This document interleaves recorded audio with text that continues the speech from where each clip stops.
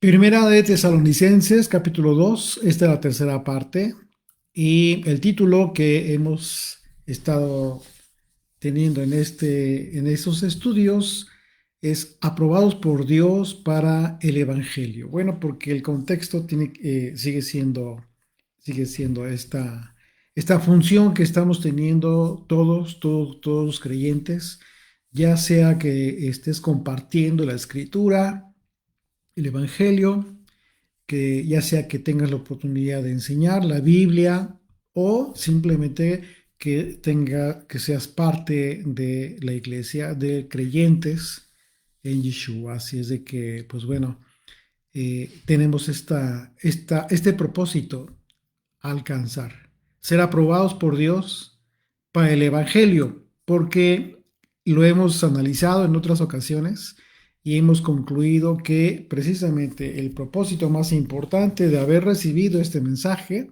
es primeramente aprobarlo, es decir, aprobados por Dios, recibirlo, pero recibir este mensaje implica compromiso de vida, eh, una actitud, un testimonio de vida, así como lo estaban teniendo los tesalonicenses en aquella época y que estaban siendo de influencia positiva en muchas otras zonas de aquella tierra.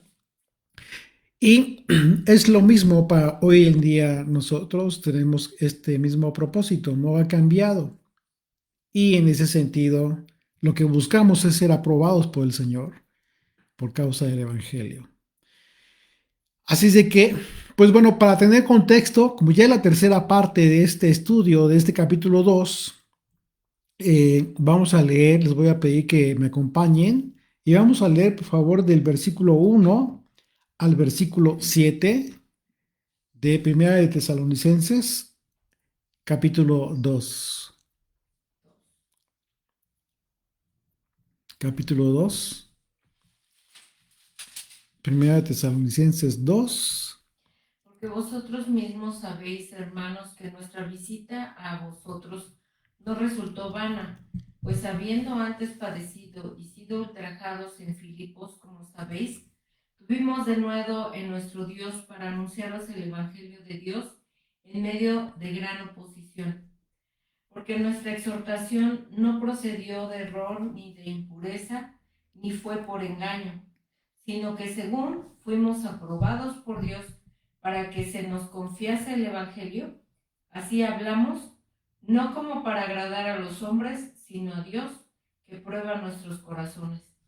Porque nunca usamos de palabras lisonjeras, como sabéis, ni encubrimos avaricia, Dios es testigo, ni buscamos gloria de los hombres, ni de vosotros, ni de otros, aunque podíamos seros carga como apóstoles de Cristo. Antes fuimos tiernos entre vosotros, como la nodriza que cuida con ternura a sus propios hijos.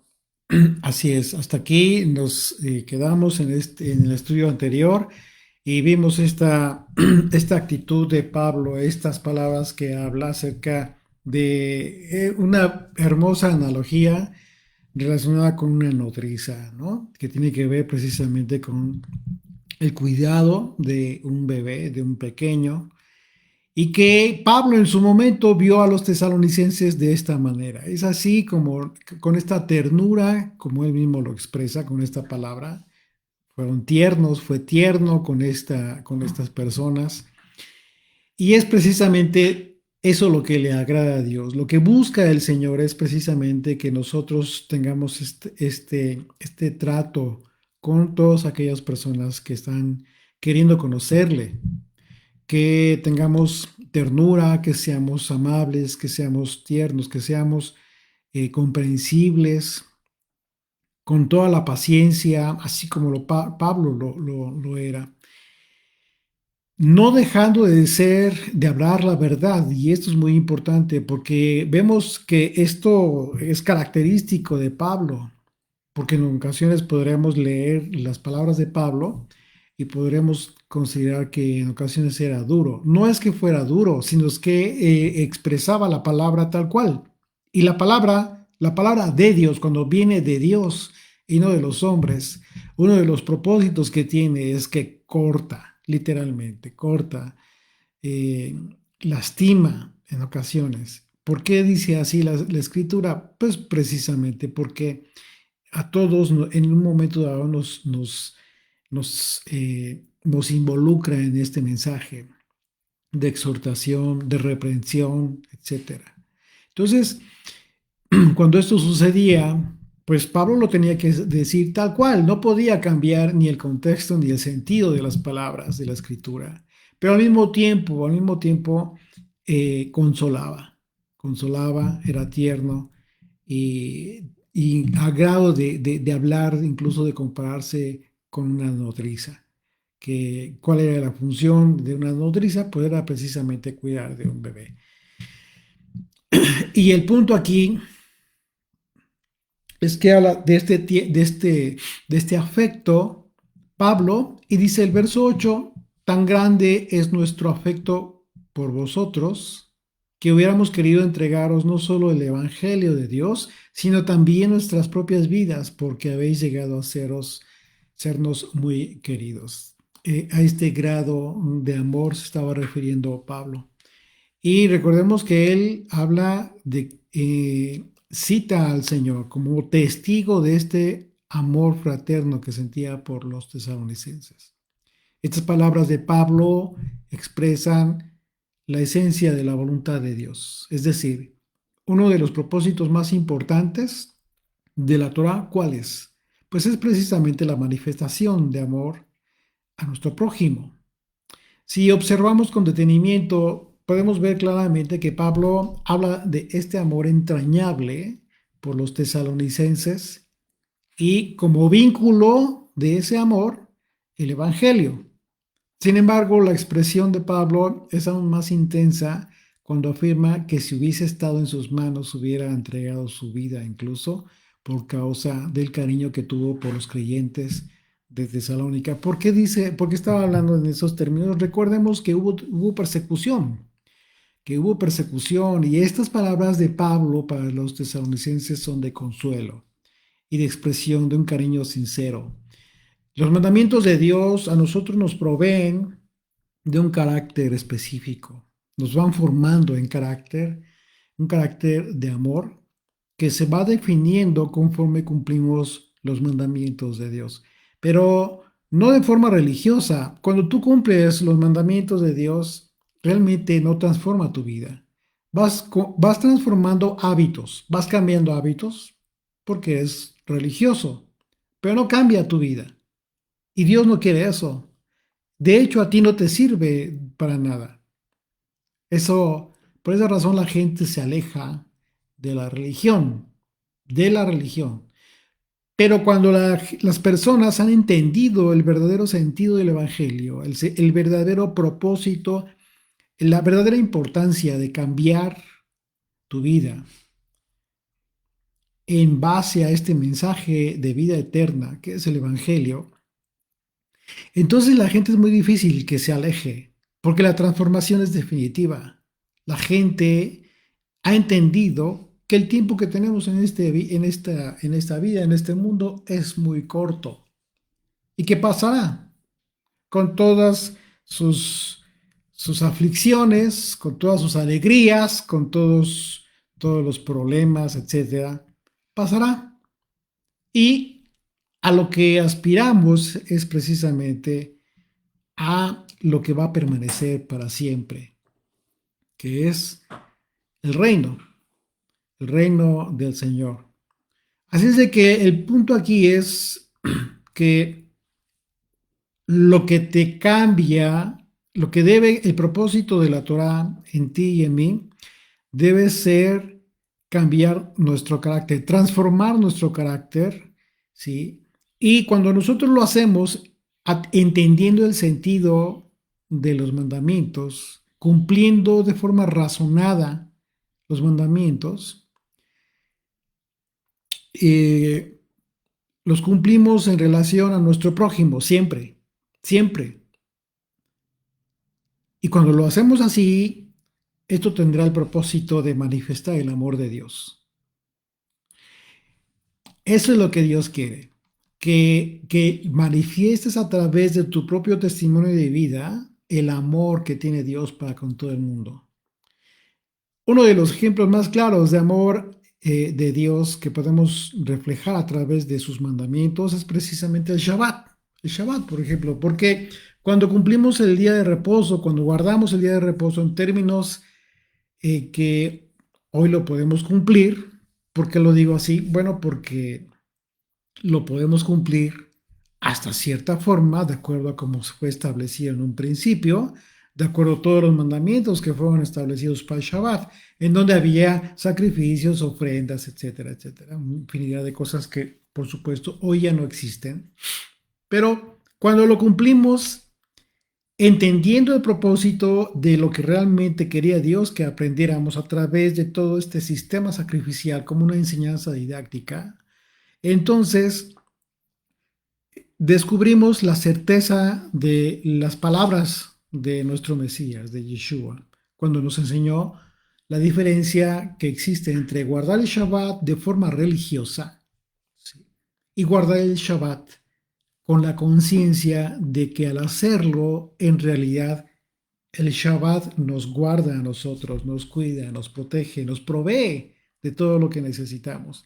Marcos 2, dice, Marcos 2, capítulo 2, verso 23 en adelante, dice, aconteció que al pasar él por los sembrados, está hablando de Yeshua, un día de reposo, estaban en el campo, estaban los sembrados, sus discípulos andando comenzaron a arrancar espigas. Obviamente, ¿para qué hacían esto? Pues porque iban a comer, querían comer. Fueron al campo, arrancaron espigas. Entonces los fariseos le dijeron, mira, ¿por qué hacen en el día de reposo lo que no es lícito? ¿Por qué le dijeron eso a Yeshua, a Jesucristo, los fariseos? Los fariseos, recuerda que los fariseos eran personas que se decían, que afirmaban, cumplían la Torah. Pero les dice, ¿por qué hacen esto en el día de reposo? Bueno, resulta que los líderes del liderazgo judío crearon infinidad de leyes en torno al Shabbat, en torno al día de reposo. Ellos crearon muchas otras reglas, muchas otras leyes, que al decir de ellos era la mejor forma de guardar el día de reposo. ¿Cuál fue el problema? Que se olvidaron de la esencia, de lo más importante del día de reposo. Y vemos el verso 25, pero él les dijo, ¿nunca leísteis lo que hizo David cuando tuvo necesidad y sintió hambre, él y los que con él estaban? ¿Cómo entró en la casa de Dios, siendo Abiatar sumo sacerdote, y comió los panes de la proposición? ¿Qué le está diciendo Yeshua? Recordemos que los panes de la proposición, los panes que se encontraban en el lugar santo, en el tabernáculo, eran consagrados, era un pan especial consagrado que al momento de ser sustituidos cada 7 días, cada día de reposo, estos que eran sustituidos eran consumidos, pero solamente eran consumidos por los sacerdotes. No podían consumirlo cualquier otra persona común, como en el caso de David, que estaba siendo perseguido en aquel entonces con los que con él estaban. Pero fíjate lo que le dijo Yeshua, o sea, de acuerdo a la ley, porque esto sí era la ley de Moisés, lo que estaba diciendo Yeshua, de acuerdo a la ley, había una transgresión en ese momento a los mandamientos. El mandamiento era que no podía consumir ese pan cualquier otra persona. Una vez más, voy a leer a partir del verso 25. Ve conmigo en esta comprensión de lo que está hablando Jesucristo. Pero él les dijo, ¿nunca leíste lo que hizo David cuando tuvo necesidad y sintió hambre? Él y los que con él estaban, cómo entró en la casa de Dios, siendo Abiatar sumo sacerdote, y comió los panes de la proposición, de los cuales no es lícito comer sino a los sacerdotes, y aún dio a los que con él estaban. Es decir, Yeshua está confirmando que aquí se estaba dando una transgresión a uno de los mandamientos, pero ¿por qué causa? Por causa del hambre que tenía un hombre que nada más y nada menos que era consagrado. Recordemos que David para este entonces ya había sido consagrado para ser rey en su momento. Y entonces dice una vez más el verso 27, también les dijo el día de reposo, y sigue respondiendo. Entonces toca este tema de aquella ocasión de David en que comió los panes consagrados, que no podía, pero que por causa del hambre los comió, los consumió, y el sumo sacerdote accedió a dárselos, entendiendo el sumo sacerdote el sentido real del amor de Dios. Entonces dice ahora, para responderles por el reclamo que les estaban haciendo acerca de los discípulos que estaban arrancando espigas en el campo. Y luego dice, también les dijo, el día de reposo fue hecho por causa del hombre y no el hombre por causa del día de reposo. Por tanto, el Hijo del Hombre, hablando de él mismo, es Señor aún del día de reposo. Entonces, ¿qué es lo que vemos aquí en el contexto de lo que estamos hablando? Bueno, recordemos que los fariseos, ellos en su secta religiosa afirmaban que cumplían la voluntad de Dios y que en base a todos estos mandamientos agregados a la Torá, decían que cumplían mejor la Torá.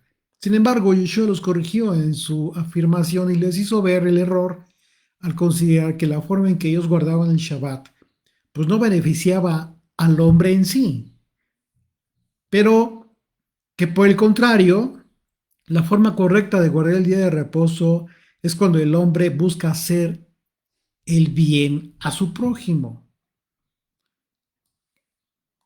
¿Qué nos está diferenciando aquí el maestro Yeshua en esto en esa respuesta? Y que nosotros aprendemos que es justo lo que el mensaje, las palabras de Pablo a los tesalonicenses. Bueno, que entender el cumplimiento de los mandamientos siempre debe tener el propósito de hacer el bien al prójimo. Siempre debe buscar lo mejor para tu prójimo y no para ti mismo. Si tú lo haces de esa manera, buscando el bien para tu prójimo, automáticamente el Shabbat te va a guardar porque obtienes la bendición de Dios, porque está viendo Dios que tú quieres agradarle cumpliendo su voluntad, no de forma religiosa, sino de corazón, con un corazón sincero, con todo tu amor, viendo que realmente quieres hacer el bien a tu prójimo. Entonces Dios va a derramar la bendición sobre ti.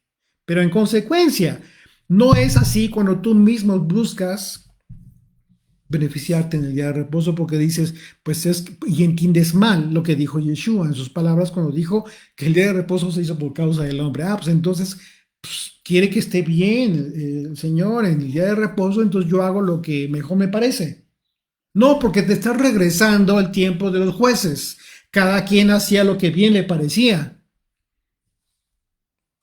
Hay que entender esto porque pudiera ser un juego de palabras en relación a esto que dijo Yeshua cuando él responde, el día de reposo fue hecho por causa del hombre y no el hombre por causa del día de reposo. Lo que le estaba diciendo a los fariseos el Señor fue, en el día de reposo tienes que evitar hacer cualquier otra cosa que impida que hagas todo aquello que le agrada a Dios. Cuando no se entiende de esta manera, las personas comienzan a querer guardar el día de reposo y a veces lo hacen de forma tan religiosa que evitan hacer lo correcto. Evitan, por ejemplo, visitar a sus familias porque dicen, bueno, es que mi familia no cree, el Señor no es de mi fe y entonces pues no los visito, aunque estén enfermos, quizás necesiten algo, ¿no? De ti. o a lo mejor no, simplemente por visitarlo. Pero en el día de reposo, Dios no te dice que hagas el bien solamente a tu prójimo. O a veces se malentiende y dice, no salgo de mi casa para absolutamente nada. Me guardo en el día de reposo. Y están entendiendo mal guardarte en el día de reposo. Hay gente que llega al extremo incluso de no bañarse, siguiendo las prácticas judías, de los mandamientos judíos, algunos mandamientos que rigen eso.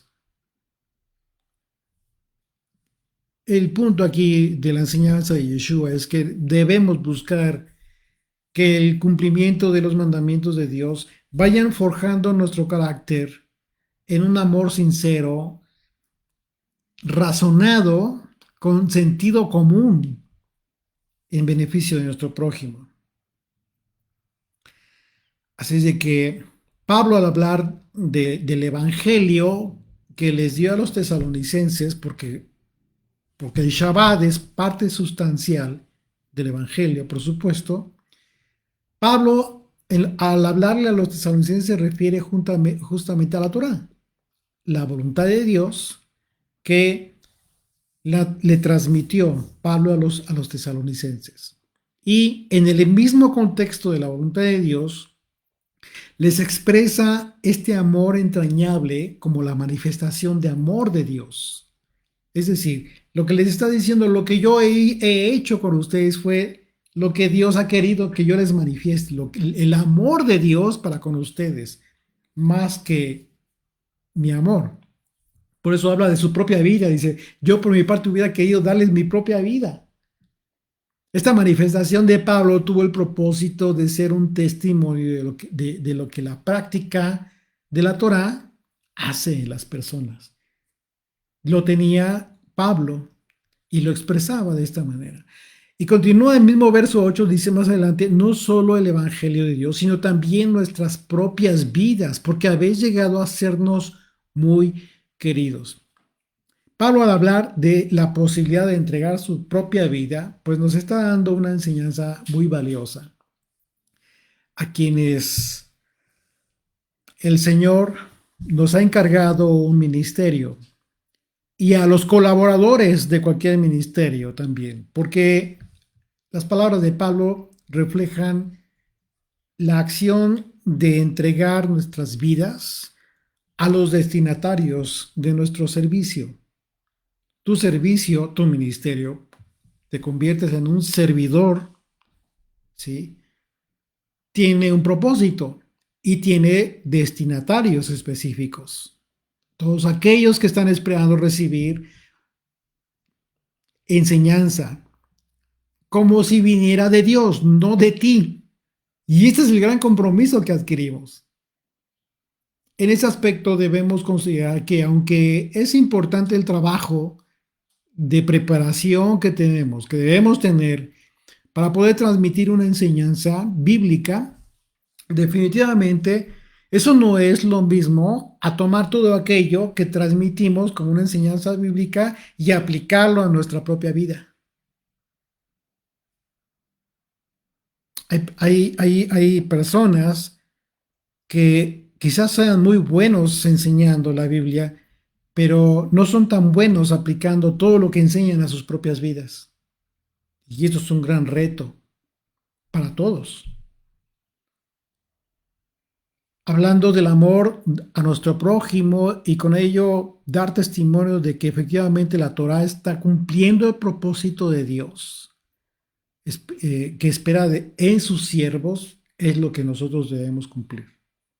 Porque si lo hacemos así, entonces tendremos el privilegio de bendecir a otras personas, ayudándoles a crecer en la fe por causa de nuestro propio testimonio de vida incluso. Y eso es un verdadero privilegio. Pero también es un reto. ¿Por qué? Porque una vez más, estamos obligados a poner en práctica en nuestras propias vidas todo aquello que transmitimos en enseñanza, como parte del Evangelio. Y entonces, cuando lo hacemos así, si es que logramos este objetivo, es Dios quien va a respaldar este mensaje, estas palabras, este ministerio, todo el servicio que tú estás, en el cual que te estás esforzando en preparar tus mensajes, en estudiar, en tener una conexión espiritual con el Señor para poder transmitir lo que estás entendiendo, lo que el Señor te está permitiendo comprender de su palabra. El Mesías nos anunció que conforme pasaran los tiempos se escucharían de guerras, de rumores de guerras y muchas otras cosas que traerían como consecuencia que el amor de unos y otros que iba a pasar pues se enfriara. Sin embargo, ese aspecto, ¿qué crees? Va a ser justo lo que haga la diferencia cada vez más marcada entre aquellos que caminan conforme a los designios del mundo y los que caminan conforme al Espíritu.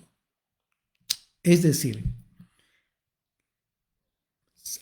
sí es cierto que nos estamos acercando a los tiempos del fin, sí, no sabemos cuándo será, eso es también cierto, pero conforme pasan los años estamos viendo que todas las palabras que nos habló Jesucristo acerca de los tiempos del fin se están cumpliendo poco a poco.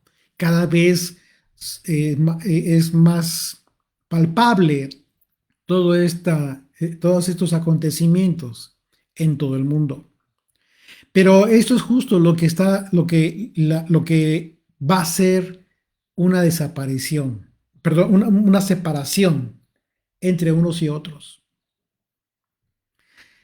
De la misma manera en que en Tesalónica se desató la persecución en contra de los creyentes por causa del Evangelio del Reino, y con ello exponiendo claramente quienes estaban en contra del Evangelio, asimismo, conforme se acerca el fin de los tiempos, la identidad y el carácter de los hombres y mujeres se harán cada vez más evidente. Esto es una batalla espiritual que ya está en proceso. Es una batalla espiritual que está trascendiendo en la vida física de las personas, en el trato, en el desamor y en el amor. ¿De qué lado estás tú? ¿Cómo va cambiando tu vida conforme pasan los años? Esta es la gran diferencia que va a ser el paso de los años, el paso de los tiempos conforme se acerca el fin. La separación entre unos y otros va a ser tan marcada, que el tiempo de la persecución va a ser muy fácil para aquellos que ejerzan esta persecución en contra de aquellos que están siendo identificados con el carácter de Dios.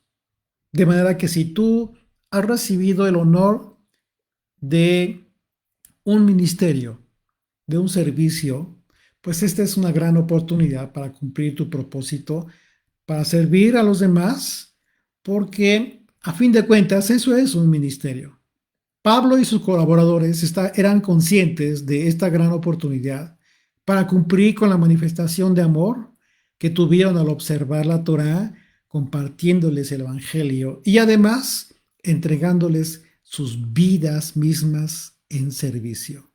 Esto es hermoso y es un gran ejemplo que todos debemos aprender del apóstol Pablo. Estas palabras de él nos confirman la enseñanza de la Torá, porque la mejor manera de amar a Dios, pues es amar a nuestro prójimo. De esta manera, como lo estaba expresando Pablo en esta carta para los tesalonicenses. Y dice el verso 9, pero porque os acordáis, hermanos, de nuestro trabajo y fatiga, como trabajando de noche y de día, para no ser gravosos a ninguno de vosotros, os predicamos el Evangelio de Dios. La palabra fatiga, vamos a poner atención y vamos a empezar a subrayar algunas palabras importantes que nos van a dar un mejor contexto de estas palabras de Pablo. La palabra fatiga es la palabra motsos y se traduce como duras penas, se traduce como tristeza y también se traduce como dificultades. Así es de que Pablo habla de su experiencia propia en el ministerio, una experiencia que se caracterizó por muchas dificultades, por penas, por tristezas en ocasiones, y afirma que trabajó de día y de noche para no ser gravoso a los creyentes. Vamos a poner atención porque Pablo habla de esta manera, que realmente le estaba costando mucho trabajo compartirles el mensaje. Hablaba de eso. Bueno, hay falsos maestros que tramposamente tratan de explicar este pasaje diciendo que Pablo, cuando habla de su trabajo, hablaba del tiempo que dedicaba al ministerio. O sea, en este pasaje que estamos hablando, voy a leerlo nuevamente, por favor, acompáñame, el verso 9. Porque ustedes acordarán, hermanos, de nuestro trabajo y fatiga, como trabajando de noche y de día, para no ser gravosos a ninguno de vosotros, os predicamos el Evangelio de Dios. Está hablando de dos aspectos. Está hablando de su trabajo y aparte está hablando de la predicación del Evangelio. Entonces tienes que tener mucho cuidado cuando te digan lo contrario, cuando te traten de envolver ahí en el mensaje tramposo, porque estos falsos maestros, estos tramposos, eh, te dicen que Pablo hablaba del tiempo que dedicaba al ministerio, a la enseñanza, como este trabajo de día y de noche.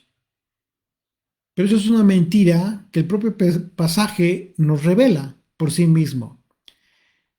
¿Por qué? Bueno, porque la palabra gravosos, subraya la palabra gravosos que usó el apóstol Pablo en este pasaje en el griego, es la palabra epibareo y se traduce de una forma muy clara. Se traduce como ser un peso o ser una carga pecuniaria, hablando. Es decir, pecuniariamente hablando. Que esta persona te esté costando dinero, mantenerla. Literalmente. Pero ¿qué significa esto? Esto quiere decir que Pablo, a pesar de que pudo él usar, como en su momento lo dijo, él pudo haber sido carga por ser apóstol y pudo haber sido carga a los tesalonicenses, en ningún momento usó de ese aspecto, de esta designación que él recibió como apóstol y jamás esperó de los creyentes que pagaran sus necesidades pecuniarias. De ninguna manera. Es lo que les está diciendo. ¿Por qué está diciendo esto Pablo? Porque está expresando las formas en cómo él expresó su amor por ellos. A él no le importó dedicar tiempo de su vida trabajando, incluso de noche, ¿sí? Para poder obtener recursos económicos para sus necesidades propias y de esa manera poder tener un tiempo libre, libre entre comillas, porque ese tiempo libre iba a ser esclavo de Jesucristo, transmitiendo el mensaje a los que él ama, a los que ama el Señor, a los creyentes. Esto es justo lo contrario a lo que hoy en día hacen muchos ministerios, por no decir la mayoría, sin importar la religión de que se hable. Porque ellos esperan que los creyentes paguen las facturas, sus facturas, de los líderes, los pastores, como se llamen, porque consideran que los creyentes tienen esa obligación. A ese grado lo ponen. Pablo enseñó todo lo contrario. Pablo recibió toda la enseñanza, toda la doctrina del Mesías. Él nunca, jamás pretendió ser mejor que el propio Mesías. Simplemente derivó su enseñanza. Así es de que no pudo haber enseñado algo diferente a lo que el propio Mesías dijo. Y muchos tratan de argumentar dándole un sentido torcido a las palabras del mensaje de Yeshua en los evangelios, cuando él decía, tomen lo que les den. Y luego, si es que te dan y si no, no vas a reclamar. Pablo tomaba lo que le daban, claro que sí, él lo expresa en otros pasajes, pero es muy importante hacer esta diferencia, él jamás fue gravoso, siempre se preocupó por no ser gravoso a los creyentes, a las comunidades de los creyentes. Pablo hace esta aclaración muy pertinente porque tenía el propósito de aclararle a la gente que él nunca tuvo este interés financiero, que jamás actuó por avaricia. Esto era muy importante para Pablo aclararlo constantemente. ¿Por qué Pablo constantemente habla de este tema? Porque era fundamental para él aclararle a la gente que su mensaje era puro, pulcro, sin ningún sentido oculto. Esto era fundamental para Pablo.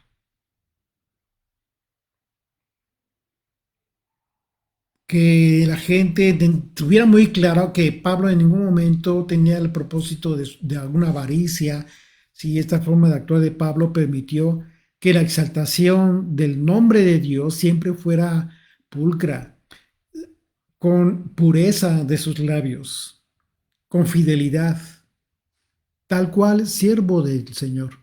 Algo que por supuesto, pues no sucede con quienes lejos de exaltar el nombre del Señor, como lo hacía Pablo, y como nos enseña, pues solo buscan exaltarse a ellos mismos y enriquecerse, siendo totalmente gravosos a los creyentes. Llegan a la grosería hoy en día de poner cuotas incluso de repente o membresías, ¿no? Si es que quieres estar con nosotros, pues tienes que apoyar con dinero. Qué absurdo, pues ni que estuvieran mancos, tienen manos, pies, fuerza, juventud para poder ponerse a trabajar. Pues que como un servidor, yo mantengo a mi familia con el trabajo, con mi trabajo secular y siempre agradezco de todo corazón las contribuciones que de repente me llegan a hacer algunos de ustedes. Siempre les agradezco infinitamente porque siempre hay gastos que se tienen que hacer, ustedes lo saben. Pero eso es de gratitud simplemente. Imagínate, después de todo el trabajo, que yo trabajo, sí, como cualquiera de ustedes, me esfuerzo en mantener mi casa, mi familia. El Señor me permite tener esta provisión a través de este trabajo, pero imagínense que esto lo echara yo a perder por causa de querer ganar más, por ejemplo. Y echando a perder estos tiempos tan hermosos que me permite Dios tener con ustedes. Sería una verdadera lástima. Y para eso, pues mejor me busco otra fuente de empleo si es que quiero ganar dinero. Pero no el Evangelio. El Evangelio debe ser santo, debe ser algo totalmente especial en tu vida. Dice el verso 10, continuamos, vosotros sois testigos y Dios también, fíjate cómo lo dice, con esta seguridad, dice, de cuán santa, justa e irreprensiblemente nos comportamos con vosotros los creyentes. A ellos mismos los pone como testigos y lo único que tienen que hacer en este momento los tesalonicenses es recordar la forma en cómo se comportó Pablo con ellos. Esta seguridad de Pablo acerca de su comportamiento le impulsó a referirse a los propios tesalonicenses como testigos de esta conducta de Pablo, una conducta que identifica como la santidad, la justicia y sin mancha. Por supuesto que tenía la autoridad moral para afirmar esto, Pablo. Y dice el verso 11, así como también sabéis de qué modo, como el Padre a sus hijos, exhortábamos y consolábamos a cada uno de vosotros. Fíjate qué interesante. En el estudio anterior vimos cómo es que Pablo habla de una nodriza, comparándose en este cuidado, ¿no? Pero aquí fíjate cómo lo expresa hablando de un padre. Dice, así como también sabéis de qué modo, como el Padre a sus hijos, exhortábamos y consolábamos a cada uno de vosotros.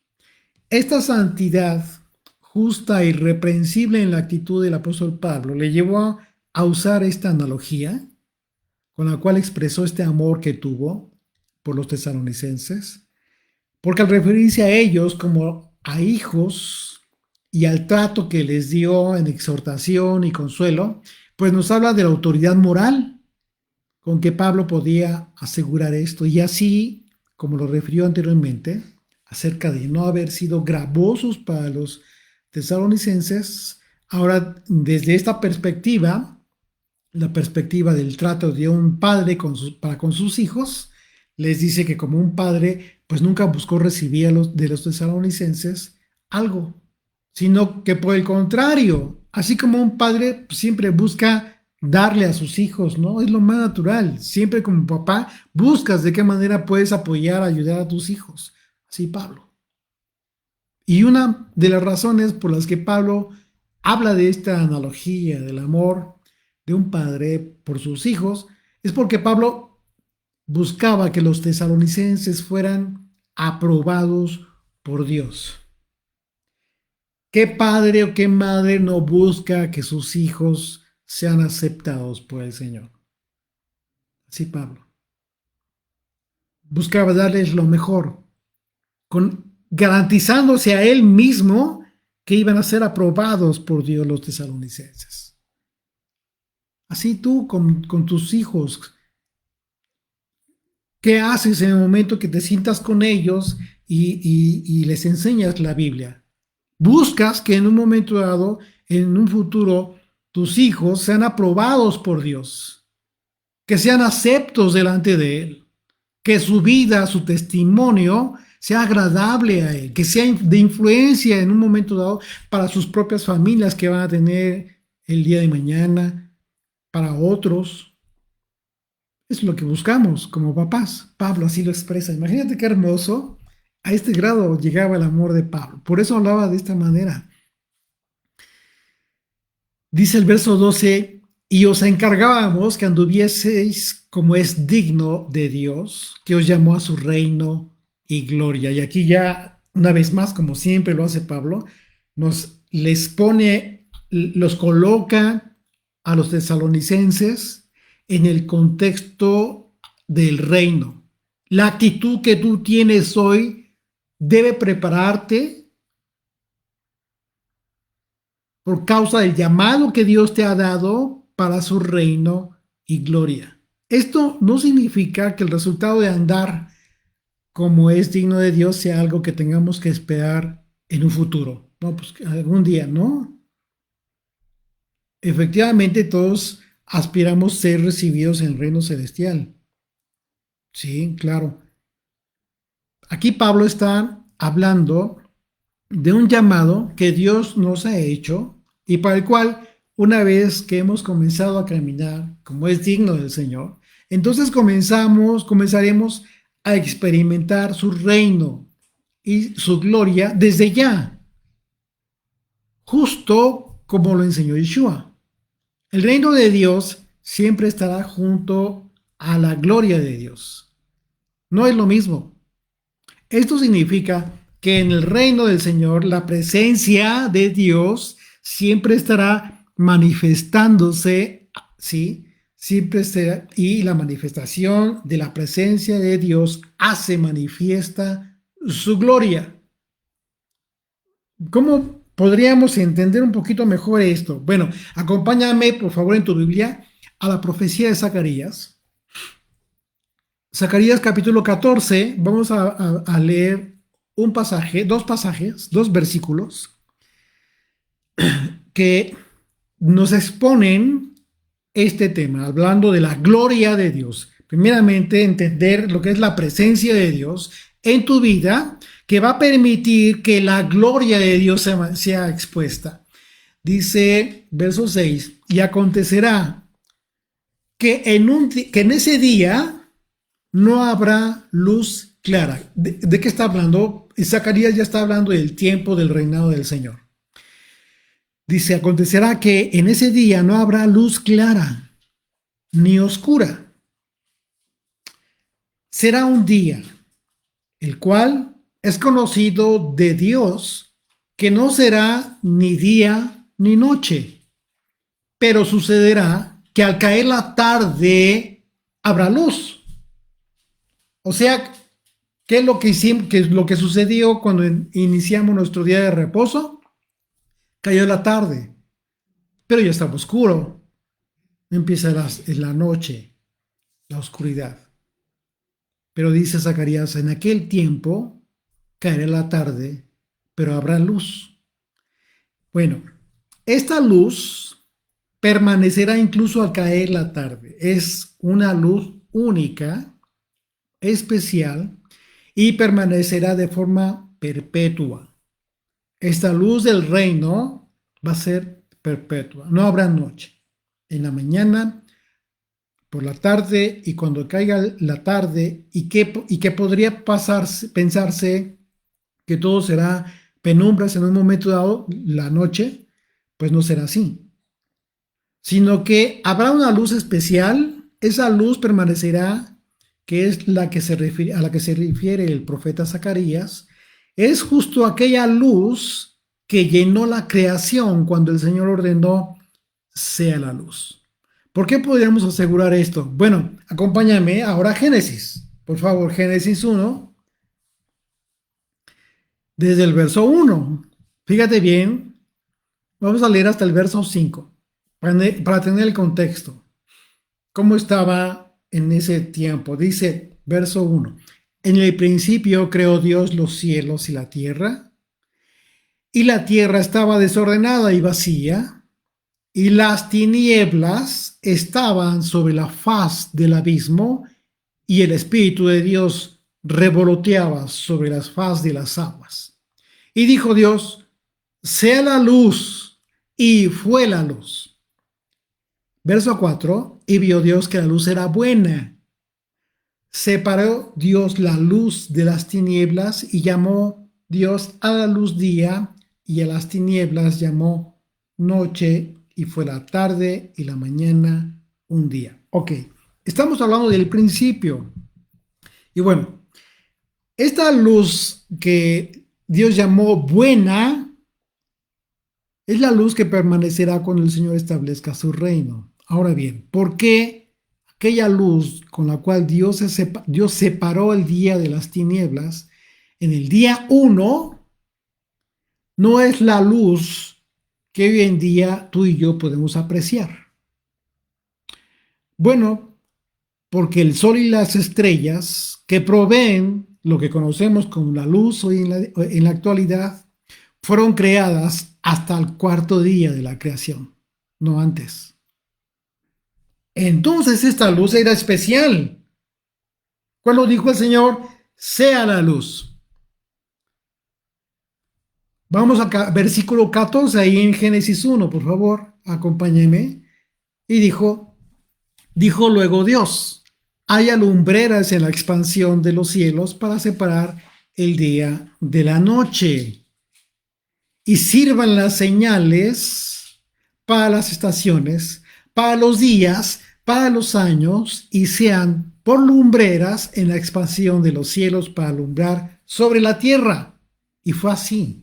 E hizo Dios las grandes lumbreras, la lumbrera mayor para que enseñorease en el día y la lumbrera menor para que señorease en la noche. Hizo también las estrellas y las puso Dios en la expansión de los cielos para alumbrar sobre la tierra y para señorear en el día y en la noche y para separar la luz de las tinieblas. Y vio Dios que era bueno, y fue la tarde y la mañana el cuarto día.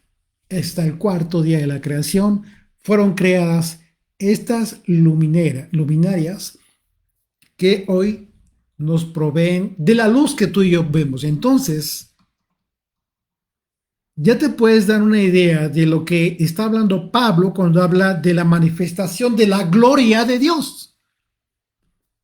La restauración de todas las cosas, como en el Génesis, cuando Dios creó.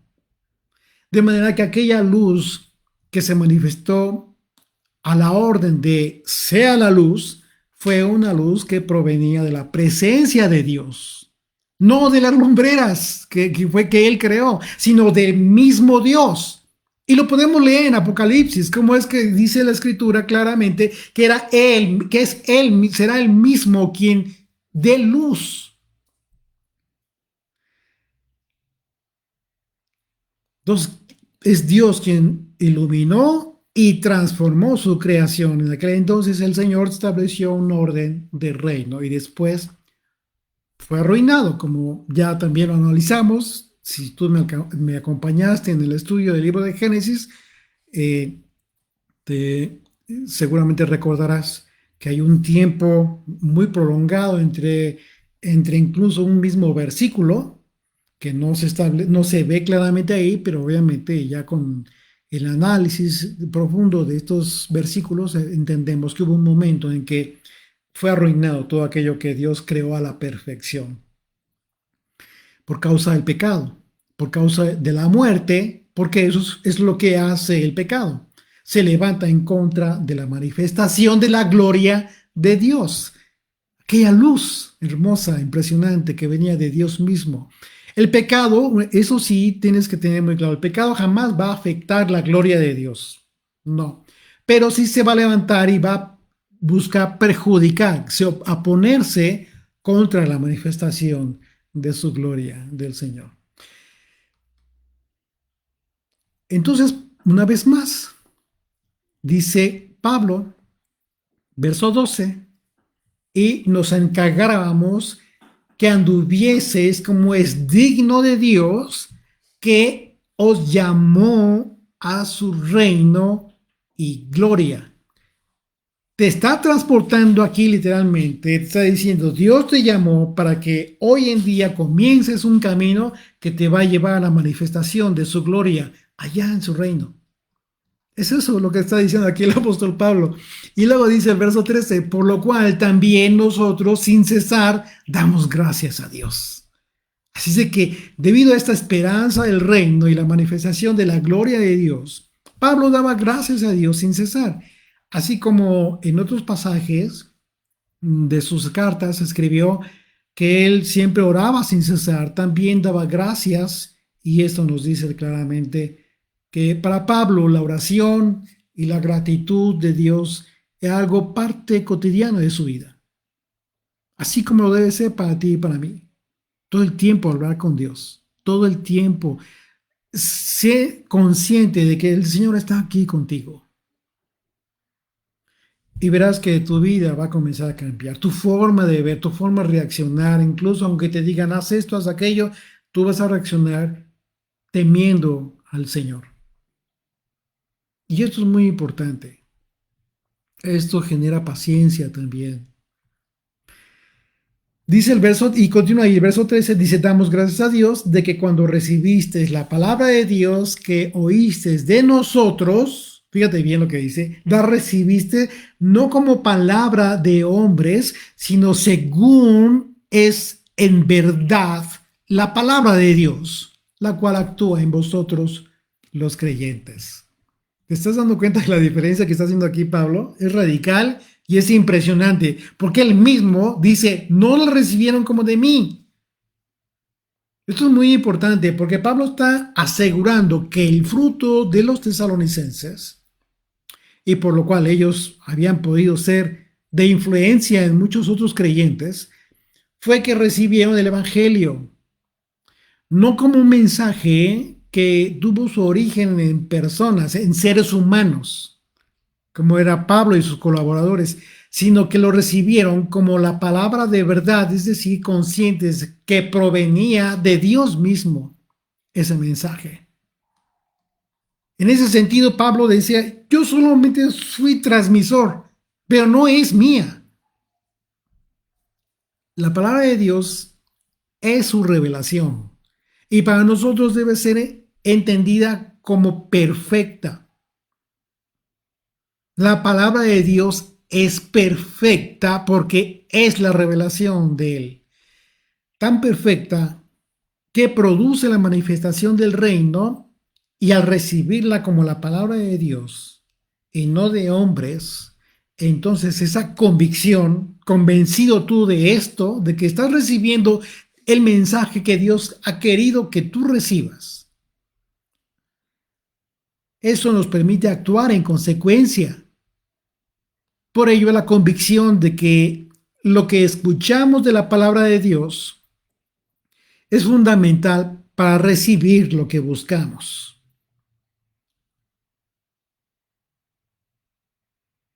Y esto cambia todo. Porque cuando has cometido el error de darle todo el crédito al expositor, aquella persona que es un muy buen predicador,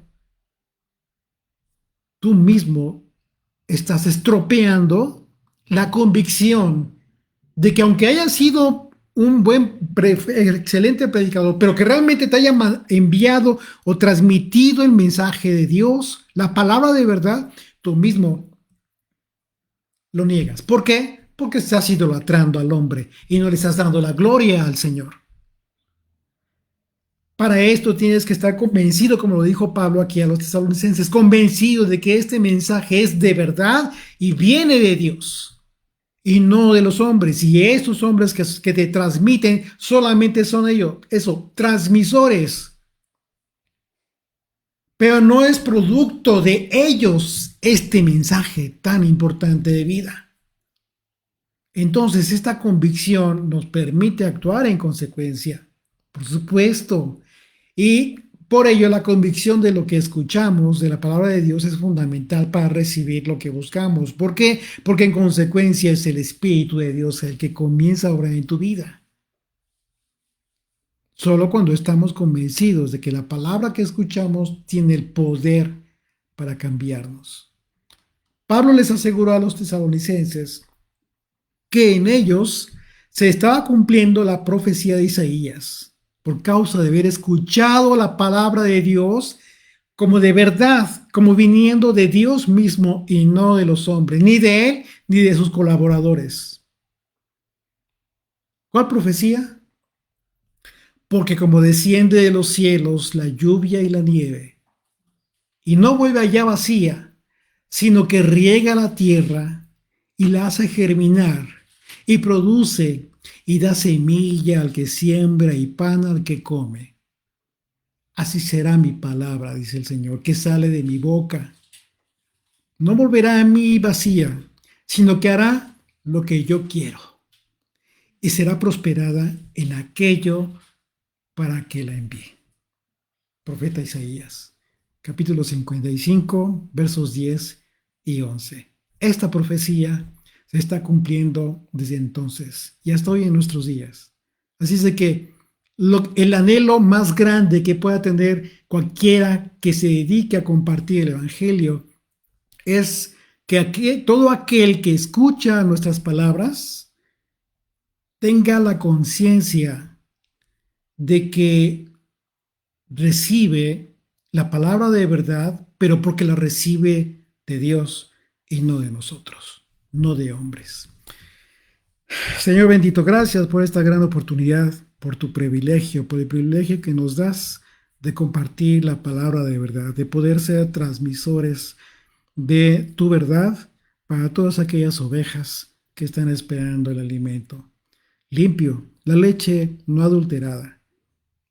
Permítenos, Señor, ser dignos de este mensaje, de este evangelio, continuar haciendo el trabajo en nuestro mejor esfuerzo, pero seguros de que eres tú, Señor, el que les habla a todos aquellos que están hambrientos de ti. En el nombre de Yeshua, nuestro Salvador, te damos gracias. Amén.